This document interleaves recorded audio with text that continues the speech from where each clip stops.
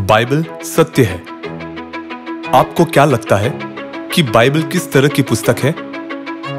बहुत से लोग बाइबल पर विश्वास नहीं करते क्योंकि वे सोचते हैं कि बाइबल एक इतिहास पुस्तक, उपन्यास या मिथक है।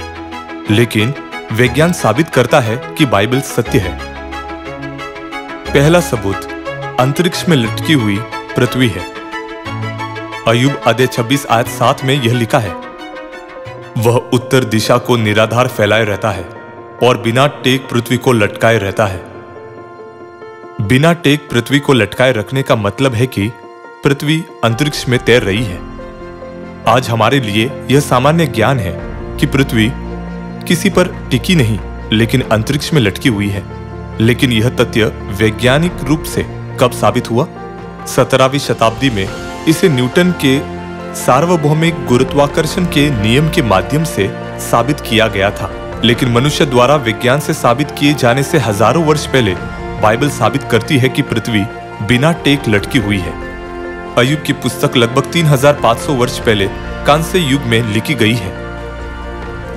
बाइबल इन सभी तथ्यों को विज्ञान द्वारा साबित किए जाने से पहले रिकॉर्ड करती है। अगला, आइए हम जल चक्र को देखें। अय्यूब अध्याय 36 आयत 27, क्योंकि वह तो जल की बूंदे ऊपर को खींच लेता है, वे कुहरे से मेह होकर टपकती है। वे ऊंचे ऊंचे बादल उंडेलते हैं और मनुष्यों के ऊपर बहुतायत से बरसाते हैं। यह जल चक्र के बारे में बाइबल का रिकॉर्ड है। यह पानी के वायुमंडल में जाने, बादल बनने और फिर वर्षा के रूप में वापस आने की प्रक्रिया को रिकॉर्ड करता है। तब मानव ने जल चक्र के बारे में कब पूरी तरह से समझा? जल चक्र को सबसे पहली बार पेरोल्ड और मेरियट द्वारा किए गए प्रयोगों के परिणाम के माध्यम से 17वीं सदी में साबित किया गया था। लेकिन बाइबल ने 3500 वर्ष पहले से ही स्पष्टता से जल चक्र का वर्णन किया था। ये वैज्ञानिक प्रमाण बाइबल में दर्ज किए जा सकते हैं क्योंकि बाइबल परमेश्वर का वचन है जिन्होंने सभी चीजों की सृष्टि की और यह सत्य है। बाइबल सत्य होने का एक और सबूत भविष्यवाणियां और उनकी पूर्ति है। परमेश्वर ने बाइबल में कई भविष्यवाणियां छोड़ी है और सभी भविष्यवाणियां उसी के अनुसार पूरी हुई। बाइबल में बहुत सी भविष्यवाणियों में से आइए हम कुसरू के बारे में भविष्यवाणी और उसकी पूर्ति को देखें। प्राचीन इजरायलियों को 70 वर्षों तक बेबीलोन में बंदी बना लिया गया था। तब फारस के राजा कुसरू ने बेबीलोन को पराजित किया और इजराइल को मुक्त किया। लेकिन कुसरू ने इजरायलियों को मुक्त करते समय एक आश्चर्यजनक बात कही।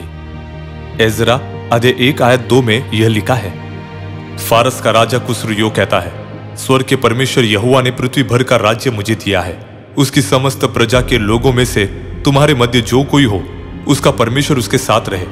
वह यहूदा के यरूशलेम को जाकर इजराइल के परमेश्वर यहोवा का भवन बनवाए। जो यरूशलेम में है वही परमेश्वर है। उसने स्वीकार किया कि यहोवा स्वर्ग के परमेश्वर है और परमेश्वर ने पृथ्वी भर का राज्य उसे दिया है। अन्य जातियों के राजा ने ऐसा क्यों कहा? यह बाइबल की भविष्यवाणी के कारण था। बाइबल ने उसके जन्म से पहले ही उसके नाम और उसके द्वारा किए जाने वाले कार्य के बारे में भविष्यवाणी की थी। यशायाह अध्याय 45 आयत 1 कहता है, यहोवा अपने अभिषिक्त कुसरू के विषय में यूं कहता है, मैंने उसके दाहिने हाथ को इसलिए थाम लिया है कि उसके सामने जातियों को दबा दूं। मैं तेरे आगे आगे चलूंगा और ऊंची ऊंची भूमि को चौरस करूंगा। मैं पीतल के किवाड़ों को तोड़ डालूंगा और लोहे के बेड़ों को टुकड़े टुकड़े कर दूंगा। मैं तुझको अंधकार में छिपा हुआ और गुप्त स्थानों में गड़ा हुआ धन दूंगा, जिससे तू जाने कि मैं इजराइल का परमेश्वर यहोवा हूं, जो तुझे नाम लेकर बुलाता है। यशायाह की पुस्तक कुसरू द्वारा इजरायलियों को मुक्त करने के लगभग 170 वर्ष पहले लिखी गई थी। जैसा यशायाह की पुस्तक में लिखा गया था, 170 वर्ष बाद भविष्यवाणी पूरी हुई जब राजा कुसरू ने इजरायलियों को मुक्त किया। जब कुसरू ने भविष्यवाणी को पूरा होते देखा तो उसके लिए परमेश्वर की महिमा करने के अलावा कोई विकल्प नहीं था। यह इतिहास गवाही देता है कि बाइबल पूर्ण रूप से परमेश्वर का वचन है और सत्य है। अभी तक हमने विज्ञान और भविष्यवाणियों के द्वारा इसकी पुष्टि की है कि बाइबल सत्य है। इसका मतलब क्या है कि बाइबल सत्य है? चूंकि बाइबल सत्य है तो बाइबल में दर्ज स्वर्ग के राज्य का निश्चित रूप से अस्तित्व है।